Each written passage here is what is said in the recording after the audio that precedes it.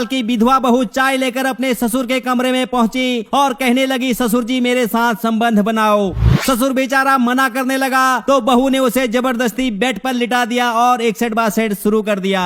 दोस्तों, ये घटना राजस्थान के बिलालपुर की है। सड़क दुर्घटना में पति रिंकू के मौत के बाद अनीता की दुनिया उजड़ चुकी थी। वो पति के वियोग में पागल सी हो गई थी। उसे हमेशा लगता था कि रिंकू कहीं आसपास ही है। वो मुझे छूने की कोशिश कर रहा है, मुझसे बात करने की कोशिश कर रहा है। बहू की अजीब सी हरकतें देखकर अनीता की सास कौशल्या परेशान हो गई। वो अपने पति ब्रजलाल से बोली, किसी तांत्रिक के पास ले जाकर बहू का इलाज कराओ, नहीं तो समस्या बढ़ सकती है। अगली सुबह ब्रजलाल अपनी बहू को मोटरसाइकिल में बैठाकर तांत्रिक के पास ले गया। तांत्रिक बोला, रिंकू की आत्मा भटक रही है, उसकी आत्मा अतृप्त है, उसकी कोई इच्छा अधूरी रह गई है। तो अनीता बोली, बाबा जी बताएं उनकी कौन सी इच्छा अधूरी रह गई है, मैं उसे पूरा करूंगी। तो बाबा जी बोले, पहले रिंकू की आत्मा को किसी के अंदर प्रवेश कराना पड़ेगा, तभी वो बताएगा कि उसकी क्या इच्छा अधूरी रह गई है। तो अनीता बोली, बाबा जी मेरे शरीर में प्रवेश करा दो।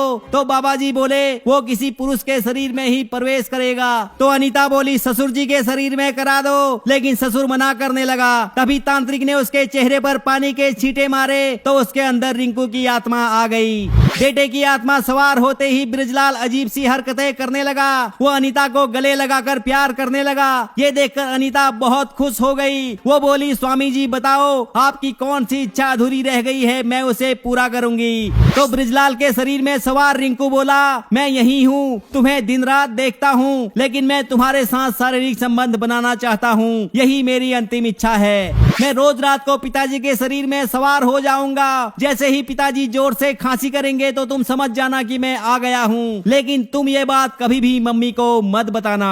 अनीता अपने पति से बहुत प्यार करती थी। वो हर हाल में पति की इच्छा पूरी करना चाहती थी। रात को जैसे ही ब्रजलाल ने खांसी की तो अनीता तुरंत उसके कमरे में चली गई और दोनों संबंध बनाने लगे। जिसके बाद ब्रजलाल रोज रात को खांसी करता था और अनीता उसके बिस्तर में चली जाती थी। ऐसा करते करते कई महीने बीत गए थे।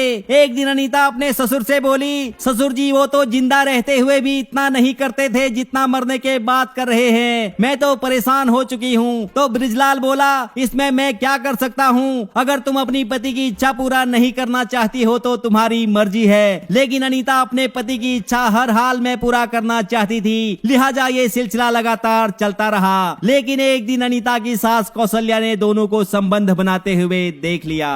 ससुर और बहू को नंगे बदन लिपटे हुए देखकर कौशल्या के पैरों तले जमीन खिसक गई। वो अनीता को खरी खोटी सुनाते हुए बोली, अरे कल मुही तेरे अंदर ज्यादा ही आग थी तो तू किसी और को पकड़ लेती, तूने तो मेरा ही पति लूट लिया है। तो अनीता बोली, सासू जी मैं तुम्हारे पति के साथ नहीं अपने पति के साथ करती हूँ। जब उसने अपनी सास को पूरी कहानी बताई तो कौशल्या को पूरा मामला समझने में देर नहीं लगी। कौशल्या ने तुरंत पुलिस को बुला लिया। जब पुलिस ने ब्रजलाल के भेल में 4 डंडे मारकर सख्ती से उससे पूछताछ की तो ब्रजलाल ने सारी सच्चाई उगल दी। ब्रजलाल ने पुलिस को बताया कि बेटे के मर जाने के बाद बहू पर उसकी नीयत खराब हो गई थी। मुझे पता था बहू बेटे से बहुत प्यार करती है, वो उसके वियोग में तड़प रही है, इसीलिए मैंने तांत्रिक के साथ मिलकर उसे अपने जाल में फंसा लिया।